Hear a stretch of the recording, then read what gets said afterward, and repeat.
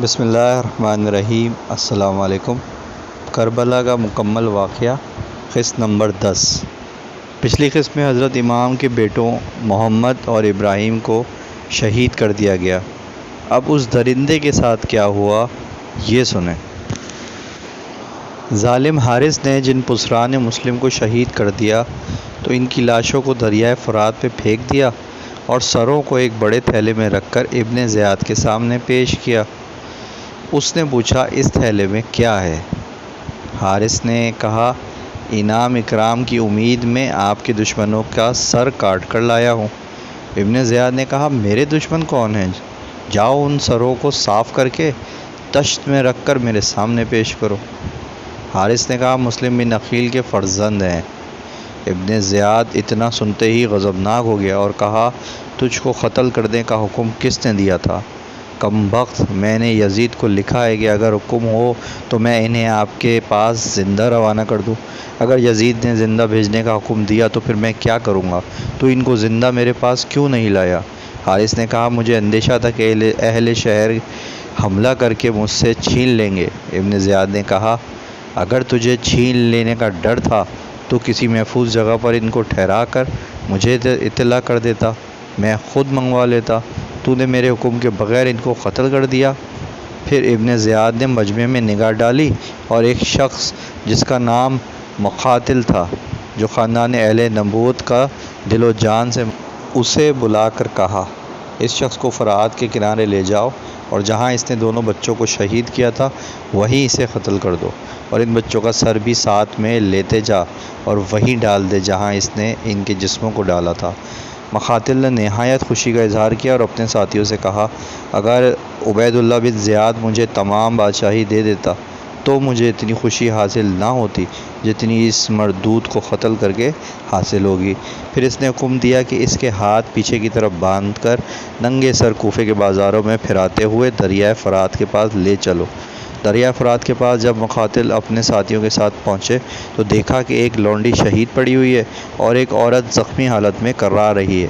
مقاتل کے پوچھنے پر خاتون نے بتایا کہ میں اس بدبخت روح سیاہ کی بیوی ہوں اور یہ اس کی لونڈی ہے۔ حارث نے مقاتل سے کہا، میں تجھے 10,000 سرخ دینار دیتا ہوں، تو مجھے چھوڑ دے، میں کہیں بھی روپوش ہو جاؤں گا۔ مقاتل نے کہا، اگر تمام دنیا تیرے قبضے میں ہو جائے اور تو وہ سب مجھ کو دے دے تو بھی میں تجھ کو نہ چھوڑوں گا۔ تو نے جب ان نونہال پر رحم نہیں کیا تو میں تجھ پر رحم نہیں کر سکتا، اور تجھے اس بری طرح قتل کر کے اللہ تعالیٰ کی بارگاہ میں ثواب کی امید لے کر جاؤں گا۔ پھر قاتل گھوڑے سے اترا اور جب اس نے امام مسلم رضی اللہ تعالیٰ عنہ کے صاحبزادوں کا خون دیکھا تو اس کی آنکھوں میں خون جاری ہو گیا۔ اس نے روتے ہوئے شہزادوں کا خون اپنے چہرے پر ملا اور حق تعالیٰ سے اس مبارک خون کے طفیل اپنی مغفرت کی دعا مانگی، پھر ان سروں کو فرات کے حوالے کر دیا۔ روایتوں میں آتا ہے کہ مقاتل نے جیسے ہی ان شہزادوں کے سروں کو فرات میں ڈالا، ان شہزادوں کے جسم پانی کے اوپر آ گئے اور ہر ایک کا سر مبارک اپنے جسم کے ساتھ جڑ گیا۔ دونوں نے ایک دوسرے کی گردن میں باہیں حمائل کر دی اور پانی کے بہاؤ پر بہنے لگے۔ اب یہاں ذرا غور سے سنیے گا کہ اس درندے کے ساتھ کیا ہوا جس نے ان بچوں کے سر قلم کیے تھے۔ روایتوں میں بھی آتا ہے کہ پھر ان دونوں کو پانی سے نکال کر دریا فرات کے کنارے مدفون کر دیا گیا۔ مروی ہے کہ مقاتل نے غلاموں کو حکم دیا کہ سب سے پہلے حارث کے ہاتھ کاٹ دیے جائیں، پھر اس کے پاؤں کاٹے جائیں، پھر دونوں کان کاٹے جائیں، پھر اس کی آنکھیں نکال دیں، پھر اس کا پیٹ پھاڑ کر اس میں کٹے ہوئے اعضاء رکھو اور اس پر پتھر باندھ کر دریا میں ڈال دو۔ جیسے اس ظالم کی لاش کو دریا میں ڈالا گیا، اس وقت دریا کی موج ابھری اور اسے کنارے پر اچھال دیا۔ مقاتل کے غلاموں نے اسے 3 بار دریا میں ڈالا مگر دریا نے اسے تینوں بار باہر پھینک دیا۔ اس کے بعد انہوں نے ایک گڑھا کھودا اور اس میں اسے ڈال کر اوپر سے مٹی اور پتھر بھر دیے۔ تھوڑی دیر گزری تھی کہ زمین لرزنے لگی اور زمین سے باہر اگال دیا۔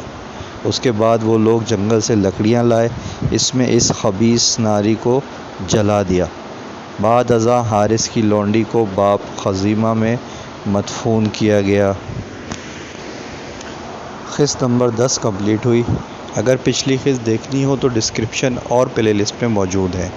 ویڈیو میں انداز بیاں اچھا لگا ہو تو لائک ضرور کر دیجیے گا اور سبسکرائب بھی کر دیں۔ اللہ حافظ۔